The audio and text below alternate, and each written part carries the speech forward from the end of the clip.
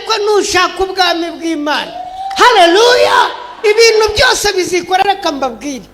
Haleluya, Yesu ashimwe. Ndabashuje mu izina rya Yesu Kristo murana Imana. Ngiye kwereka inkuru y'uyu mugabo witwa Diogene, namubonye kuri Zaburi nshya, ariko yarantangaje cyane, namwe mwamukurikirana. Yanjye mbabazwa n'abantu biyahura, ariko shaka ari ningwe ni nawe wakwibonera udushyimbo. Iyo wiyahuye twamenye ubugiye he.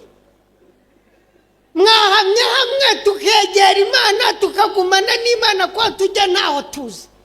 Impamvu mwumva abantu batagangaye barushye nta Mana bafite.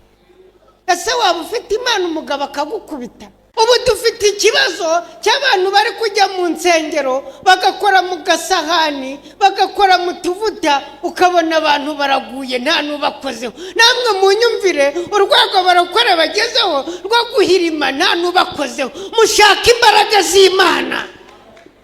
Ibintu ntabwo bishobora kubyara Imana. Ndagira ngo mbabwire, mbere yuko mushaka ibintu mube muretse gatoya.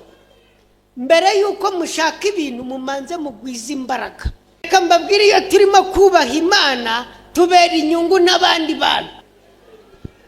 Reka mbabwire, mbere yuko tugwiza ibindi bintu nimureke tumanze tugwiza imbaraga z'Imana.